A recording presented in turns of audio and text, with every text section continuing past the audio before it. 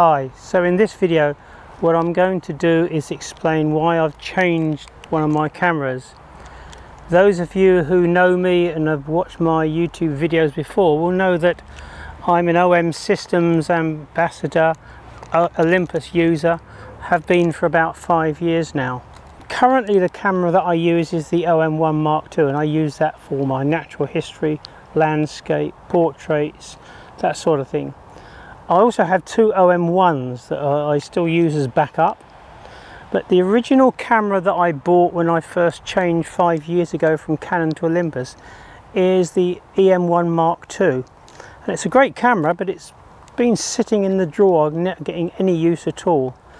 So what I decided to do was to send it away and get it converted so it takes just infrared pictures. So why infrared? Well, at the moment it's the middle of August, and generally speaking July, August are not the best times for landscape photography. When you're doing landscape photography, really and truly the best time when the light's greatest is the first sort of couple of hours in the morning, last couple of hours at night. Not too much of a problem in the winter. You can still shoot longer in the winter because the sun's lower in the sky and on the horizon. So winter time is really probably the best time for landscape photography. But if you want to do pictures in the summer, and as I say now it's July, August, you've really got to be up early in the morning or be out late at night. So what do you do in the middle of the day? The sun's far too harsh, you know, you can't sort of get any good decent pictures. Those sort of situations are ideal for infrared.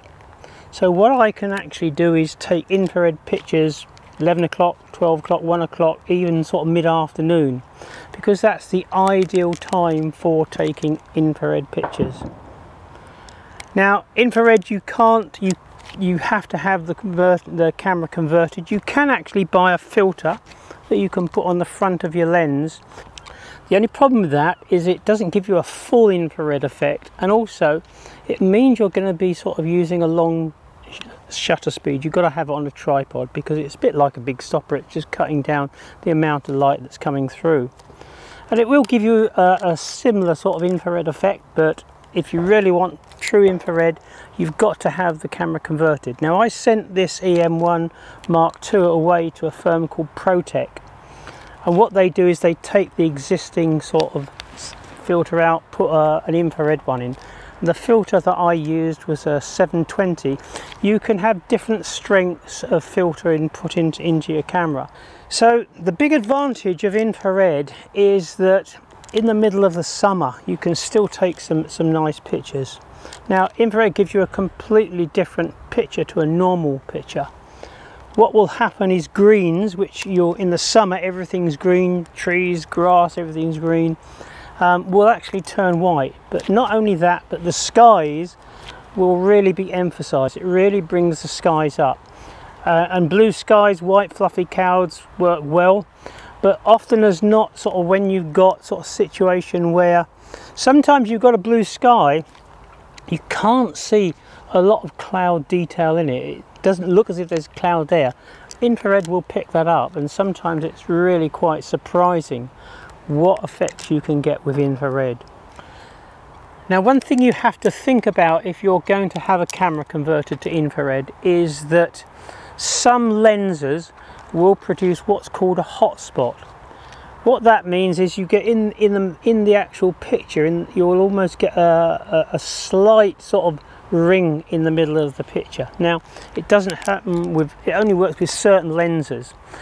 When I had my Canon, I had a 30D that had been converted to infrared, and I used the 17 to 40 and the 24 to 105 on the Canon. Now I certainly wasn't getting any hot spots at all on that. I've used all the Olympus lenses and don't get any hot spots on that, but certain, particularly on the cheaper lenses, will give you this hot spot effect, which is not ideal. So if you go on the internet and just type in sort of infrared lenses that cause hot spots, it will list the ones that will actually cause it. Another thing you have to think about as far as infrared is that it's not everyone's cup of tea. I love infrared pictures, always have done, But if you're a member of a camera club and you put stuff into competitions, you've got to accept the fact that whereas a good judge won't sort of have any sort of problems with infrared pictures, some judges love it, some judges actually don't like infrared pictures. So if you have a competition where the judge doesn't actually really like infrared pictures, you're going to have to accept the fact that, you know, you might get a slightly lower mark than you'd like. It doesn't bother me. I don't enter camera club competitions anymore or anything like that. I take pictures for myself and I just enjoy infrared pictures. So what sort of subjects does infrared really work well with? Well, generally speaking, landscape photography, obviously. Certain subjects like churchyards, graveyards can work particularly good. Also, you'll find sort of lakes that have lily ponds on can look very, very good. The water will turn black, but the actual lily pads will actually sort of be white and can work very, very well indeed. But generally speaking, one of the nice things about infrared is you never really know. It's you can take pictures and sometimes you think, well, you can take it conventionally, it looks absolutely nothing. You take it in infrared and it can look really special. So some of these things you can just wander around taking pictures, and the nice thing about it is you don't need a tripod. You just handhold and take pictures, and it gives you a different dimension to your photography.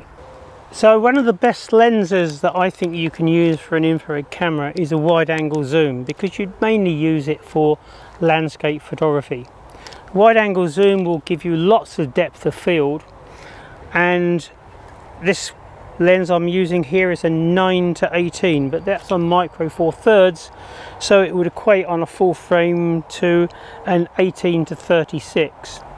The big advantage with this is that I can handhold. I don't think I've ever taken a picture on infrared on a tripod. You don't need to, so you can just wander around looking for different photographs and things like that. So one thing you have to consider when you're shooting infrared is that it's very, very prone to flare. So you can't shoot into the light, else you'll really have problems. So just use it, you know, when the light's behind you or to ones coming in from the sides, and you won't have that problem. So what I'll do is I'll finish up just showing you some of the pictures that I've taken using this converted EM1 Mark II. And hopefully you might think that if you've got an old camera lying around at home that you very, very rarely use anymore, might be worth considering sending it away to convert it to infrared.